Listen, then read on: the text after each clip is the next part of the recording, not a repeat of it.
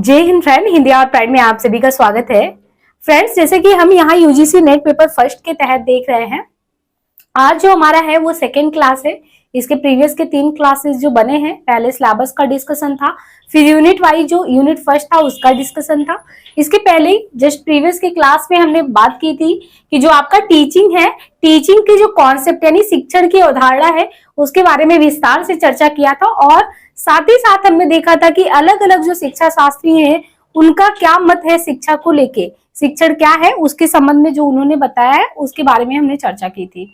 आज उसी के क्रम में ये जो वीडियो है इसमें हमारा जो टॉपिक है वो देखने वाले हैं, जो हमारा टीचिंग होता है, टीचिंग का नेचर क्या होता है, शिक्षण की प्रकृति क्या है, शिक्षण की विशेषता यानी उसकी कैरेक्टरिस्टिक क्या है, और जो टीचिंग कराया जाता है उसके उद्देश्य क्या है। तो इन टॉपिक पे हम बात करेंगे। और जैसे ही हमारा टॉपिक समाप्त होगा, नेक्स्ट टॉपिक आपका बहुत ही समझने वाला शुरू हो जाएगा, जिसमें हम टाइप्स ऑफ टीचिंग को लेकर चलने वाले हैं। वहां से बहुत ज्यादा क्वेश्चन आते हैं। और पहले ही हम आपको बता दें कि हिंदी और प्राइड टेलीग्राम लिंक जो है वो आपको पिन कर दिया जाएगा डिस्क्रिप्शन में, प्लीज वहां से जाके जुड़ जाइएगा।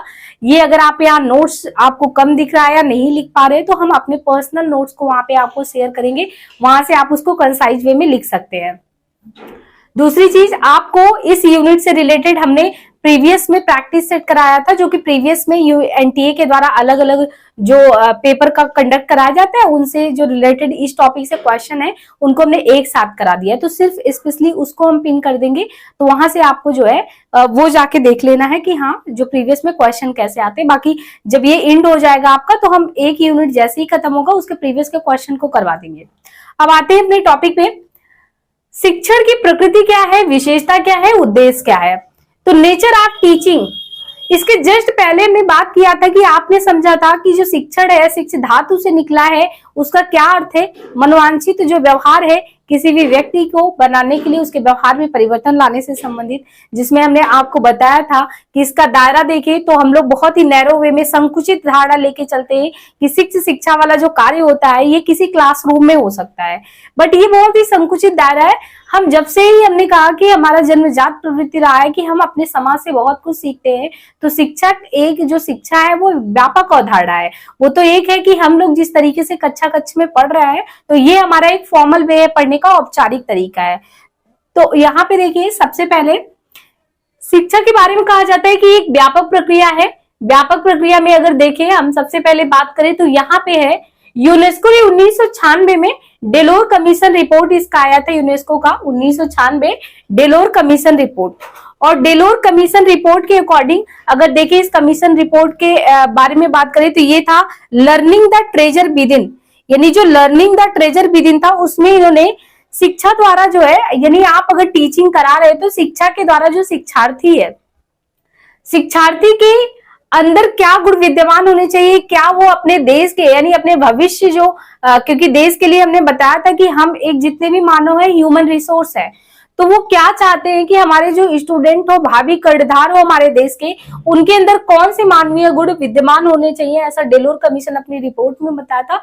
तो मेरे अकॉर्डिंग एक बार आपको देख लेना चाहिए, इससे आइडिया होगा कि हम जो है टीचिंग कराते क्यों है ना, टीच क्यों कराते हैं। बिना टीचिंग के भी तो स्टूडेंट बहुत सारे लोग हैं, बिना पढ़े भी तो सरवाइव कर सकते हैं, बट देखिए इससे ये चीजें आपके अंदर बिल्ड हो जाता है, ये आपको पता होना चाहिए। क्योंकि आपसे कोई भी कह दे, आप बताइए कि आपके और अगर आप एक शिक्षित व्यक्ति है और एक अशिक्षित व्यक्ति है, क्या अंतर है। तो आप इस तरीके से डेलोर कमीशन ने बहुत अच्छे से डिफाइन किया, इस चीज को आप एक्सप्लेन कर सकते हैं। सबसे पहले तो मानवाधिकार, ह्यूमन राइट कमीशन आप बार बार सुनते होंगे, ह्यूमन राइट कमीशन, तो मानवाधिकार के उल्लंघन के बारे में भी पढ़ते होंगे। जैसे करंट पे आपने रसिया यूक्रेन वॉर के संबंध में पढ़ा या ईरान इजराइल वॉर के संबंध में पढ़ रहे होंगे, तो उसमें ये होता है कि आप युद्ध तो कर रहे हो, बर्बर हिंसक पशु के हाथ व्यवहार कर रहे हो, लेकिन यहाँ पे आपकी मानवीय गरिमा अगर देखा जाए तो मानव के संबंध में आप कुछ नहीं सोच रहे हो, रक्तपात कर रहे हो, भीषण संहार कर रहे हो। ये सब क्या है, मानव के जो मूल अधिकार है, हम अपने फंडामेंटल राइट को जो पढ़ते हैं, संविधान में फंडामेंटल राइट है कि जीवन जीने का भी अधिकार है, शांति से भी रहने का अधिकार है, वो हमें बहुत कुछ हमारा संविधान देता है। आप उस पे जो है आक्रमण नहीं कर सकते हैं। तो ये जो डेलोर कमीशन ये बताता है कि अगर हम एक व्यक्ति को शिक्षित करते हैं या कोई भी टीचर, अगर आपको कोई टीचर टीच कर रहा है तो क्या वो आपके अंदर मानवीय गुण विद्यमान कर पा रहा है, विकसित कर पा रहे हैं कि नहीं। अदरवाइज आप तो नॉर्मल अपने समाज से भी बहुत कुछ सीख कर सकते हैं। तो सबसे पहले डेलोर कमीशन ने बताया कि मानवाधिकार का गुण, एक स्टूडेंट जब अपने टीचर से पढ़े तो उसके अंदर वो जो टीचर जो है वो गुण जो है उस स्टूडेंट के अंदर वो क्वालिटी लेके आए, जैसे कि वो समाज का भावी किरदार है। जैसे ही समाज में उतरे तो उसे मानव के बारे में पता हो कि हाँ हमारे कुछ मूलभूत, हमारे कुछ अधिकार है तो हमारे कुछ कर्तव्य है, हम अपने कर्तव्यों का सही से निर्वहन करेंगे तो कहीं ना कहीं मेरे भी मूल अधिकार बचेंगे, सामने वाले के बचेंगे। तो मानव के मूल अधिकार या मानवाधिकार के बारे में ये स्टूडेंट टीच करता है तो वो गुण उसके टीचर के द्वारा जो है दिया जाता है। दूसरी चीज है सामाजिक उत्तरदायित्व, जिसको हम एक तरीके से कह सकते हैं कि सीएसआर में भी आता है। सामाजिक उत्तरदायित्व में सोशल रिस्पॉन्सिबिलिटी होती है। आप मान लीजिए कि बहुत बड़े बिजनेसमैन हो गए, आपको इसी देश ने सब कुछ दिया, अब इतने बड़े आप बिजनेसमैन होने के बाद आपका भी तो कुछ कर्तव्य बढ़ता है कि आप अपने देश के प्रति कुछ कंट्रीब्यूट करें। या आप बिजनेसमैन नहीं, किसी भी क्षेत्र में बहुत आगे चले जाते हैं तो आके आपको अपने देश को भी तो आगे ले जाना है और उसके लिए आपका ही रिस्पॉन्सिबिलिटी बनता है। इसीलिए आपने देखा होगा इन्वायरमेंट में पढ़ते होंगे सीएसआर, है ना। तो वो जो है एक फंड रेज किया जाता है कि आप एजुकेशन में लगाइए, इन्वायरमेंट के सेक्शन में लगाइए, कहीं भी कुछ तो लगाइए, आपका भी तो दायित्व है। ये ऐसे समझ लीजिए कि जैसे आपके परिवार में है, परिवार में मान लीजिए 4 लोग हैं, अब एक जो है बच्चा वो पढ़ के बहुत आगे हो गया, इवन आप कह सकते हैं कि सर्विस में सबसे हायर पोजीशन पे है, तो उसका भी तो दायित्व बनता है कि अपने जो भी है उससे छोटे हैं उनको भी वो अपलिफ्ट करने की कोशिश करे। तो ये हमारा एक सामाजिक उत्तरदायित्व। ये तो हमने घर परिवार के बारे में बताया जो लोग करते भी है, लेकिन हमारा समाज के प्रति भी उत्तरदायित्व कि हमको सोशल कंट्रीब्यूशन क्या करना है, समाज के लिए क्या करना है। तो मानवाधिकार के गुण एक बच्चे में देखना चाहता है, डेलोर कमीशन यूनेस्को के थ्रू कहा है। दूसरा, वो सामाजिक उत्तरदायित्व की भावना हर स्टूडेंट में देखना चाहता है। तीसरी चीज अगर देखिए सामाजिक समानता, बहुत ही इंपॉर्टेंट चीज है सामाजिक समानता। पीढ़ियों से देख रहे हैं आप हमारे देश में जातिगत वर्ग भेद, पता नहीं कितने भेद यहाँ पे विद्यमान है। आप सामाजिक समानता के नाम पे तो कुछ भी, अभी भी लोगों के अंदर ये परसेप्शन बना हुआ है कि वो ऊंच है वो नीच है। ये तो समाज में रहे, समाज में इक्वल अपॉर्चुनिटी सबको मिलनी चाहिए। सामाजिक समानता का भाव हर एक शिक्षित नागरिक में विद्यमान होना चाहिए। अगर आप शिक्षित है और आप में सामाजिक समानता का भाव विद्यमान नहीं है तो आप अशिक्षित से क्या ही वो अपेक्षा कर सकते हैं। तो डेलोर कमीशन ये कहता है कि स्टूडेंट में जब भी टीचर टीच कराए तो उसके अंदर सामाजिक समानता का भाव हो। ये कक्षा कक्ष में आप देखते हैं कि हम लोग बाहर चाहे जितना भेद कर ले, जाति कास्टिज्म तो बहुत ही ज्यादा विद्यमान है अभी भी। अगर देखा जाए तो बहुत चीजें हटी नहीं है, या आप कह सकते हैं जेंडर को लेके उतनी ज्यादा नहीं है कि ये बच्चों को, यानी लड़कियों को अलग पढ़ाओ लड़कों को अलग पढ़ाओ। तो वो जो इक्वल अपॉर्चुनिटी देनी है, समानता का जो अधिकार करना है, सामाजिक समानता को रखना है, तो उसको आपको क्लासरूम से ही मेंटेन करना है कि हर बच्चे को लगे कि मैं अपने आप में परफेक्ट हूँ और मेरे टीचर जो है मुझे कभी अलग करके नहीं देखते, मेरे माता पिता मुझे कभी अलग करके नहीं देखते। तीसरी चीज है लोकतांत्रिक भागीदारी। इस समय लोकतंत्र का पर्व चल रहा है, इलेक्शन जो है 2024 चल रहा है। ऐसे में अगर आप एक जागरूक नागरिक होंगे, आपने पढ़ा है तो आपको पता होगा कि एक वोट का क्या महत्व होता है, कैसे सरकारें बदली जा सकती है। आपको ये पता होगा कि गवर्नमेंट में कौन गवर्नमेंट अच्छी है, एक गवर्नमेंट के कार्य क्या होते हैं, और फिर आप पॉलिटी वगैरह पढ़ते, राज व्यवस्था वगैरह पढ़ते तो बहुत चीजें आपको क्लियर होती है। टॉलरेंस बहुत इंपॉर्टेंट है, सहिष्णुता। हम हमेशा एक शिक्षित व्यक्ति से ये अपेक्षा करते हैं कि वो इतना जागरूक हो, साथ ही साथ टॉलरेट करने वाला हो। टॉलरेट यानी सहिष्णु हो। सहिष्णु मतलब आपने देखा होगा कि धर्म में ही बहुत सारे हमारे यहाँ पे धर्म है जो बहुत टॉलरेट है। आप उनमें जैनिज्म की बात करिए, बौद्धिज्म की बात करिए, बहुत ही सहिष्णु। मतलब हमें ये नहीं कि हमको जितना मिला है हमें उतने में ही रहना है, ये नहीं कि हमने पूरा देश में ही फैल के रहना है, ऐसा कुछ नहीं होना चाहिए। या किसी ने कोई भी चीज अगर देखिए कि धार्मिक उन्माद फैलाया तो ऐसा नहीं है, आप टॉलरेट कर सकते हैं कि चलो ठीक है उसने किया मैं हट जाता हूँ। यानी 2 लोग लड़ाई कर रहे हैं तो एक पीछे हट जाए तो कहीं ना कहीं वो अपने आप शांत हो जाएगा। तो टॉलरेट करना सीखिए, चीजों को सहिष्णु बनिए। वही चीज होता है ना कि कितनी फ्लेक्सिबिलिटी से इन चीजों को अपना ले रहे हैं। तो उस स्टूडेंट यानी जो शिक्षित नागरिक है उससे ये अपेक्षा यूनेस्को करता है अपने डेलोर कमीशन के माध्यम से कि वो व्यक्ति एटलीस्ट सहिष्णु हो। तो कम से कम कुछ लोग शिक्षित अशिक्षित व्यक्ति जो है वो खुद समझ जाएगा कि भाई वो शिक्षित है, वो तो हर एक चीज में टांग नहीं अड़ाता, मुझे ही पीछे हट जाना चाहिए। इसके बाद है शांति अहिंसा प्रेम। तो ये गांधी जी के मूल मंत्र वैसे भी है कि जब भी हम किसी भी नागरिक को सभ्य बनाते हैं, अर्थात अगर देखें तो समाज के सर्वांगीण विकास के लिए हम जो भावी कर्णधार को तैयार कर रहे हैं उनमें प्रेम का गुण होना चाहिए, शांति का गुण होना चाहिए, अहिंसा का होना चाहिए। अहिंसो परमो धर्म। अगर देखें कि किसी के अंदर अहिंसा का भाव हो तो फिर मानवाधिकार की बार बार बात ही ना आए। जिस तरीके से बार बार आप देख रहे हैं कि वर्ल्ड लेवल पे भी प्रथम विश्व युद्ध हो गए, फिर द्वितीय विश्व युद्ध हो गए, फिर आप देख रहे हैं यूक्रेन रसिया वार है, तो फिर पता चल रहा है इजराइल का वार है। तो ये जो मानव के रक्तपात भीषण जो संहार हो रहे हैं, अगर इस तरीके से अहिंसा का गुण हर बच्चे में विद्यमान हो और वो भावी कर्णधार में बहुत बड़े पद पे पड़े, बहुत ज्यादा बड़े पद पे पहुंचे, तो उसके अंदर ये ह्यूमैनिटी जो है, उसके अंदर जो ये मानवीयता का गुण विद्यमान होगा, वो कभी उसको अलाउ नहीं करेगा। उसका जो कंसाइंस वो कभी ये नहीं कहेगा कि हम किसी भी व्यक्ति को किसी भी तरीके से अगर कहें कि संहार करवा सकते हैं, मार सकते हैं। हमें जितना सब कुछ ऊपर वाले ने दिया उससे भी दिया है। तो ये है अहिंसा, प्रेम, प्रेम और शांति के साथ रहना, ये सारी चीज होनी चाहिए। इसके बाद देखिए यहाँ पे एक चीज है, आपको सरकारी भावना, या सरकारी भावना इसलिए दिया गया है, यूनेस्को ने डेलोर कमीशन में दिया है कि अगर आप पढ़ते हैं, पढ़ लिख के शिक्षित होते हैं तो समाज में कहीं ना कहीं आपका कंट्रीब्यूशन रहेगा। अलग अलग सरकारी उच्च पदों पे पहुंचे और ना भी पहुंचे, एक शिक्षित नागरिक से ये अपेक्षा की जाती है। सरकारी भावना एक तरीके से होना कि मतलब ये नहीं कि हम लोकेलिटी में देखें कि हमारा ये निजी है, वो निजी, मेरा निजी है तो मैं बहुत अच्छे से रखूंगा, वो चीज सरकारी तो उसका मैं दुरुपयोग करूंगा, नहीं। हमारा अगर देखें तो हम इस देश के नागरिक हैं, हम अगर देश के भावी कर्णधार में से देश के नागरिक हैं तो हम अपने परिवार के भी सबसे बड़े हैं, अपने राज्य के भी हैं। तो हर एक चीज में देखिए तो वो भावना होना चाहिए, हमारा राज्य भी है, हमारा ये देश भी है और वसुधैव कुटुंबकम के तहत हमारा विश्व भी है। तो अगर इस तरीके से आपके अंदर ये भावना होती तो आप एक चीज को भी नष्ट करने से पहले 1000 बार सोचते हैं। ऐसा डेलोर कमीशन का मानना है कि एक शिक्षित व्यक्ति से हम ये अपेक्षा करते हैं। इसके बाद है क्रिएटिविटी आपके अंदर, यानी एक व्यक्ति जो होना चाहिए, जैसे हमने कहा था कि आपने देखा था एलन गेज ने कहा था कि जो हमारा एजुकेशन है वो साइंस है और आर्ट है, तो इसमें बड़ा कंफ्यूजन रहता है। हमने कहा था कि आर्ट क्या होता है, आर्ट इज एक तरीके से आप कह सकते हैं ना, ये आपकी क्रिएटिविटी है। क्रिएटिविटी जैसे मुझे आपके सामने प्रेजेंट होना है और मुझे ये पता है कि ये कॉन्सेप्ट क्या है, बट उस कॉन्सेप्ट को प्रेजेंटेशन कैसे करना है, आपके सामने प्रस्तुत करना है कैसे करना, वो एक हमारा क्या है, वो एक तरीके से हमारा कह सकते हैं कि वो कला है, दिस इज आर्ट, कि हम आपके सामने प्रस्तुत कैसे कर रहे हैं। और फिर हमें किस चीज को कैसे क्रमबद्धता के तरीके से करना है, क्योंकि साइंस में हम क्या पढ़ते हैं, साइंस एक तरीके से सुसंगठित सुव्यवस्थित ज्ञान को जो क्रमबद्ध रूप में आपके सामने प्रस्तुत किया जाए, दैट्स साइंस। तो साइंस के तरीके से अगर देखें तो हम आपको अगर इस तरीके से पढ़ा रहे थे कि मेरे साइंस का पार्ट है कि हमको सबसे पहले टीचिंग के कॉन्सेप्ट क्लियर कराने हैं, इसके बाद नेचर क्लियर कराने हैं, फिर उसके कैरेक्टरिस्टिक क्लियर कराने हैं, फिर ऑब्जेक्टिव कराने हैं, फिर टाइप्स ऑफ टीचिंग कराने हैं, फिर मॉडल ऑफ टीचिंग कराने हैं,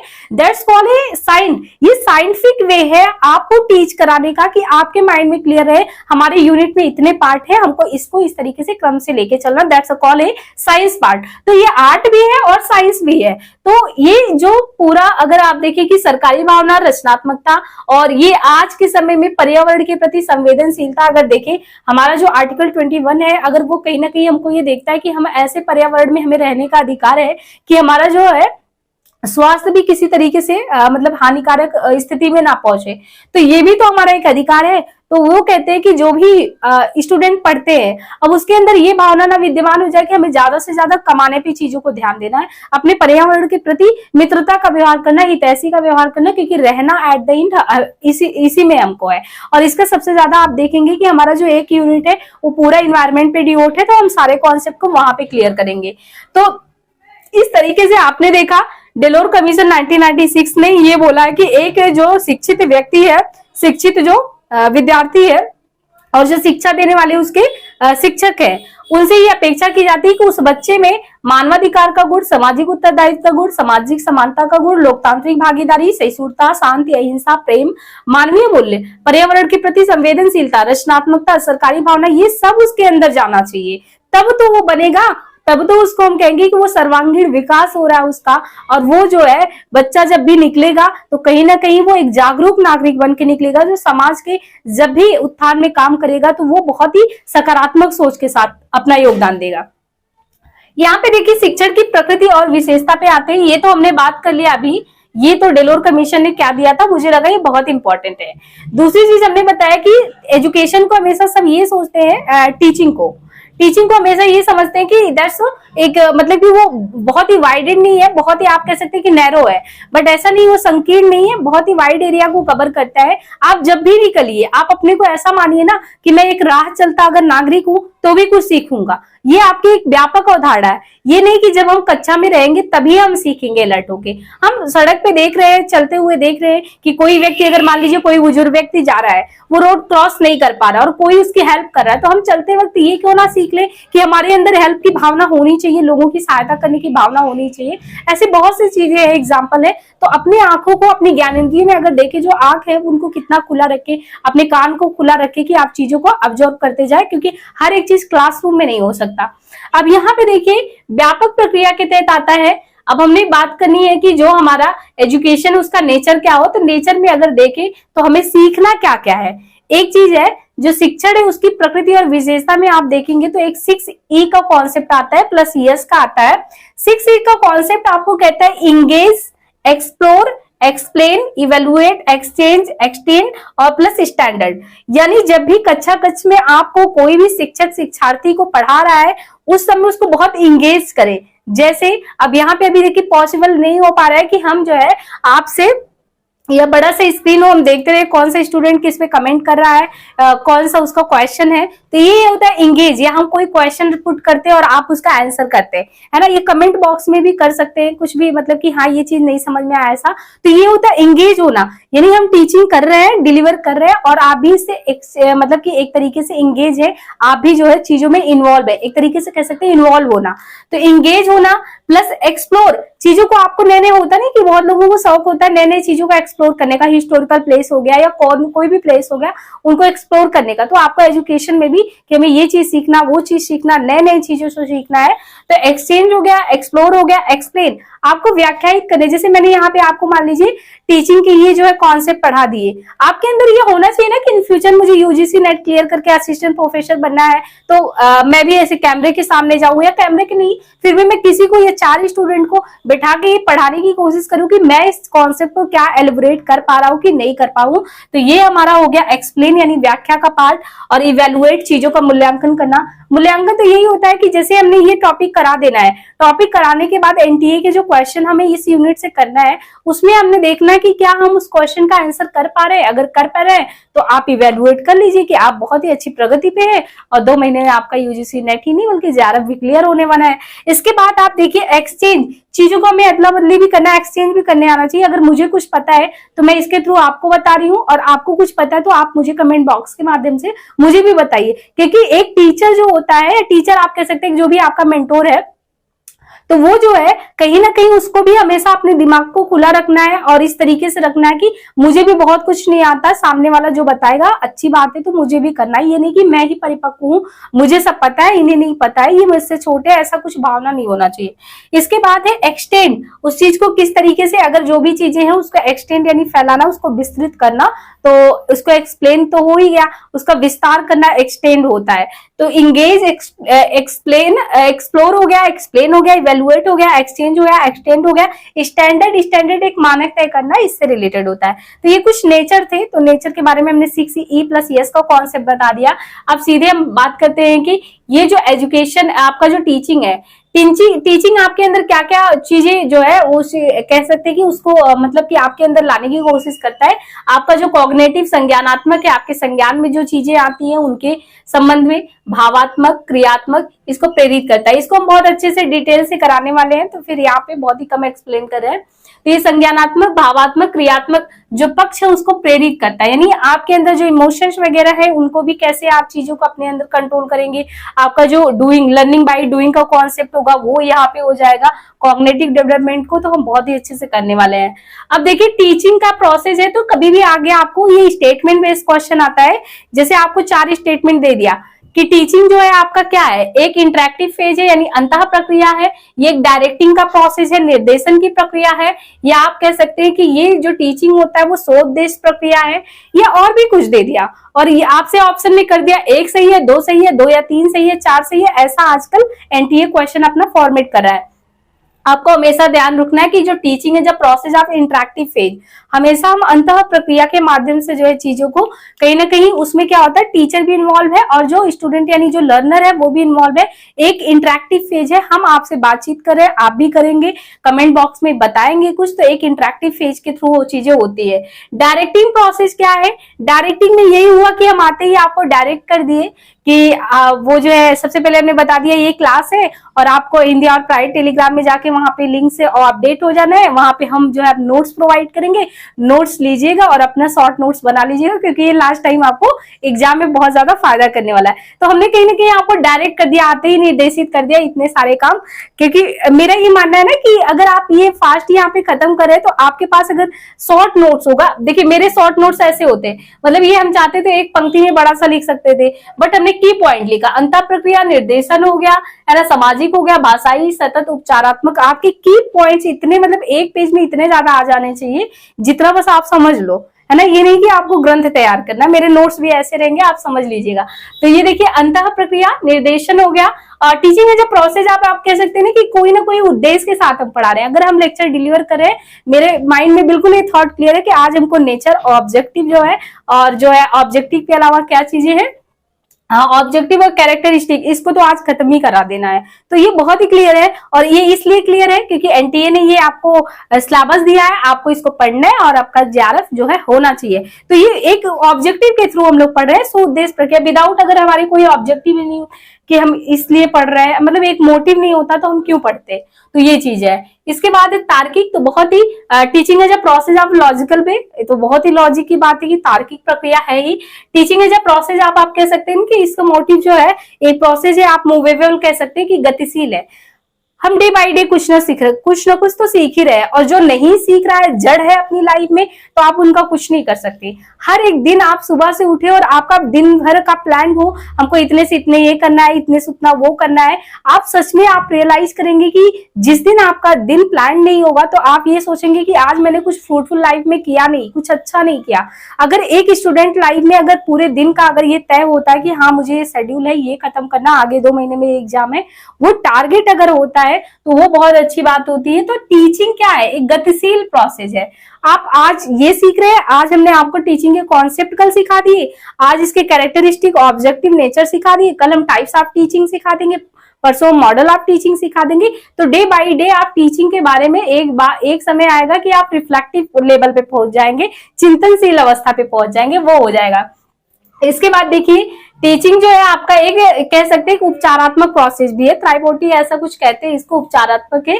उपचारात्मक मतलब ये समझ लीजिए कि आपको हो सकता है इस टॉपिक को लेके बहुत सारी कठिनाइयां रही होगी, बट एक जो टीचर या मेंटोर जो गाइडेंस देने वाला होता है, वो आपकी कठिनाइयों को समझते हुए, जो उसने अपनी लाइफ में फेस किया कि हाँ मुझे ये पढ़ने के समय बहुत प्रॉब्लम हो रही थी।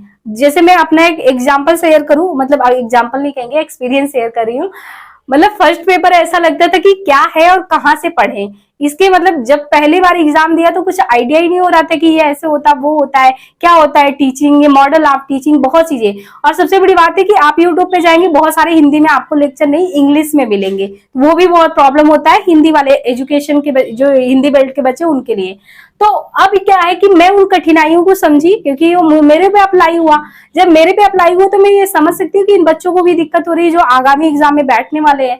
तो हम क्या कर सकते हैं उसमें, जो है एक तरीके से आपकी कितनी मदद कर सकते हैं, यानी जो होता है कि ट्रीटमेंट कर देना, उपचार करना। तो वो उपचारात्मक, यानी शिक्षक जो है, एक शिक्षक जो होता है, अपना जो लर्नर होता है, उसको जो समस्या रहती है उसका एक तरीके से कह सकते हैं कि उसको कहीं ना कहीं उसका उपचार करने का काम करता है, उसको हिंदी में उपचार ही कहते हैं। अब देखिए ये एक टीचिंग जो है एक भाषाई प्रोसेस में भी आता है। क्यों? क्योंकि बिना हमारे अगर शब्द नहीं हो तो हम आपसे कैसे कन्वर्सेशन कर पाएंगे, वार्तालाप ये संभावित ही नहीं हो पाएगा, पॉसिबल भी नहीं है।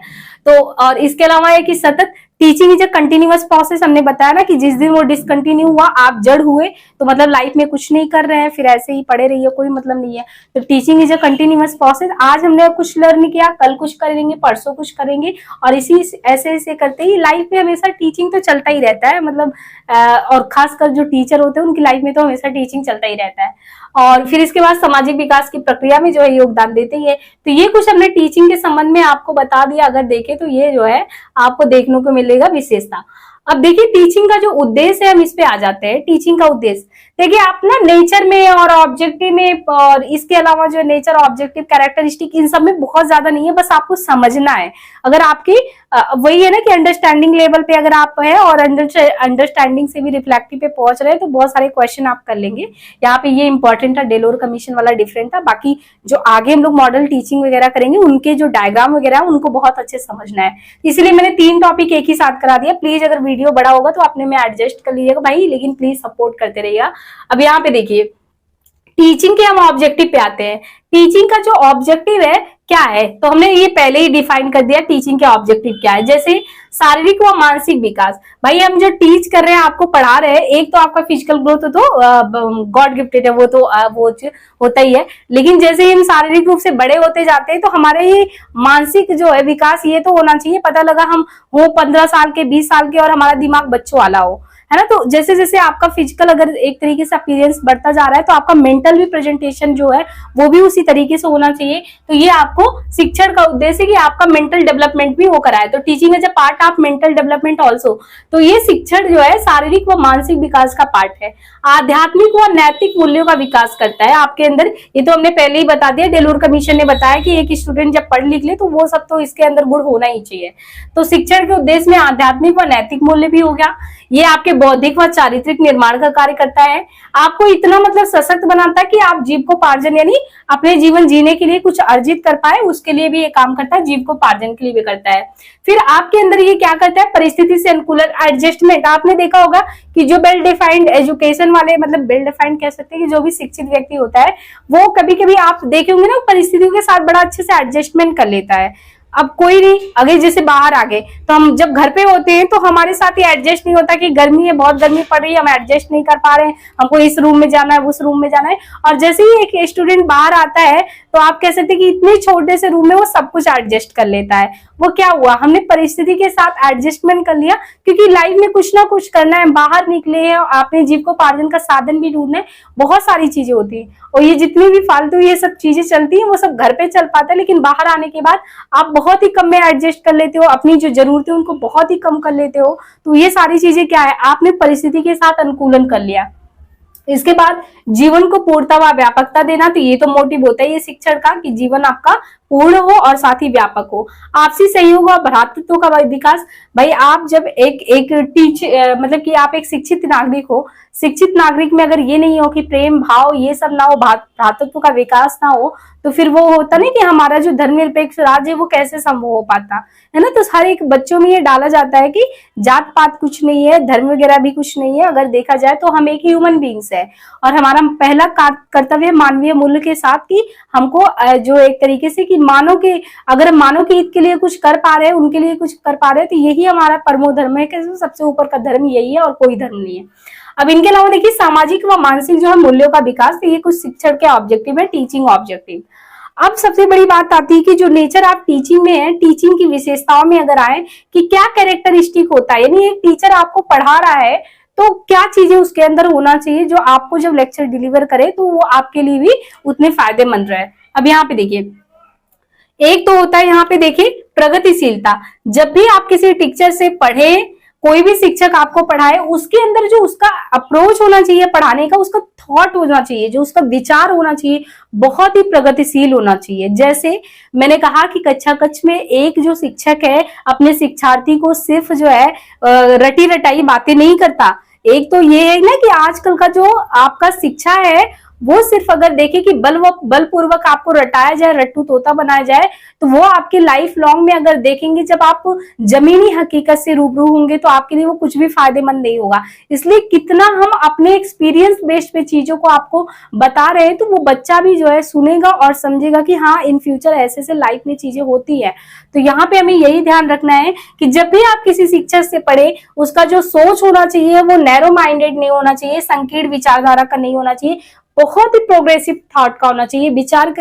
विश्वास मानिए कि एक जो छोटा बच्चा होता है, जिसकी नींव रखने वाला एक टीचर होता है, अगर उसका थॉट जो है, उसका थॉट प्रोसेस जो है बहुत ही प्रोग्रेसिव है, वो बहुत ही लिबरल है, चाहे वो धर्म को लेके, जात पात को लेके, हर एक चीज को, तो बच्चा उसी का अनुसरण करता है। और बच्चे के अंदर भी ये चीजें डेवलप होती है कि हमारा टीचर जब इन चीजों को नहीं मानता, हम क्यों माने। और एक समय आता जो हम कहते हैं बच्चों का कंडीशनिंग होना, जब कोई चीज भी बार बार आप रिपीट कर रहे हैं तो उसके माइंड में, यानी उसका सेट ऑफ माइंड जो है उसी के अनुकूल बन जाएगा। और इमेजिन करिए कि जो शिक्षक है, जो कि देश के बच्चों का भविष्य निर्माता है, अगर वो सारे बच्चों में ये बना दे, उसके अंदर इतने लिबरल थॉट्स रख दे, तो आप सोचिए ना कि आपका देश कहां से कहां पहुंच जाएगा। ये जो फालतू की चीजें है ना, जात पात धर्म, इन सबसे बहुत ऊपर उठ जाएगा। तो ये होता है शिक्षक का एक दायरा, अगर देखें उसका प्रोग्रेसिव थॉट है, उसकी प्रगतिशील विचार है। इसके बाद विद्यार्थी शिक्षण सहयोग, जो विद्यार्थी है और उसका शिक्षण में, टीचिंग में अपने टीचर के साथ किस तरीके से सहयोग होना चाहिए। विद्यार्थी की क्रियाशीलता, संवेग स्थिर। संवेग स्थिर में वही होता है कि हमारे संवेग में होता है ना कि कभी खुशी हो गए, कभी रोने लगे, है ना, कभी मन बहुत उदास हो गया, तो अलग अलग संवेग होते हैं। तो संवेग भी हमारा है टीचिंग का पार्ट, कि वो स्थिर करना हमको सिखाता है कि कब खुश रहना, नहीं रहना है, किस तरीके से कैसे रिएक्ट करना, तो संवेग के पार्ट में आता है। प्रभावी नियोजन, तो जब भी टीचर जो है टीचिंग कराने आए, तो उसका जो प्लान हो पूरा व्यवस्थित हो, जिसे हम लोग बीएड में कहते हैं लेसन प्लान, बहुत अच्छा होता है। अगर ढंग से अगर बीएड करो और लेसन प्लान समझ में आ जाए कि हमको क्या पढ़ाना है, कैसे पढ़ाना है बच्चों को, वो लेसन प्लान में आता है। तो प्रभावी नियोजन। उत्तम विधि पर आधारित कक्षा कक्ष व्यवहार, यानी जो आपके कक्षा कक्ष में व्यवहार हो, जो हमने आप लोग को बताया कि आपके कक्षा कक्ष में बॉयज भी हैं, गर्ल्स भी हैं, बट आप उनको सेग्रीगेट नहीं करते, आप उनको बिल्कुल इक्वल अपॉर्चुनिटी देते हैं और सबको प्रोत्साहित करते हैं, पुनर्बलन देते चलते हैं। तो विश्वास करिए कि आपने अपने कक्षा कक्ष में अच्छे व्यवहार को मेंटेन किया है, और वो करना चाहिए, क्योंकि शिक्षण की प्रभावी विशेषताओं में कक्षा कक्ष में अगर आपने अच्छे से उत्तम विधि पे व्यवहार को नियमन ढंग से किया, तो बहुत ही इंपॉर्टेंट चीज है, वो करना चाहिए। निर्देशात्मक, तो हमने कहा ना कि जो टीचिंग होता है वो निर्देशात्मक होता है। जो मैंने एग्जाम्पल दिया कि जैसे ही हम कक्षा में एंट्री किए, आपको निर्देश दे दिया, आपको नोट्स ऐसे वैसे बनाना, वो निर्देश का हो गया। निदानात्मक, निदानात्मक मतलब यह उपचारात्मक, थेरेपेटिक जो था वही एक तरीके से निदानात्मक भी है, कि जो भी आपकी समस्याएं हैं, एक टीचर जो है चाहता है कि उसका निदान हो, संभावित निदान हो जाए जितना पॉसिबल वे हो। तो वो भी है कि एक जो शिक्षक का क्वालिटी है कि वो आपका जो है जो भी समस्या है उन सबको सॉल्व कर पाए। इसके अलावा विद्यार्थी शिक्षक घनिष्ठ संबंध हो, आपके बच्चों के साथ जिनको भी आप टीच कर रहे हैं उनके साथ बहुत अच्छा आपका जो है घनिष्ठ संबंध होना चाहिए।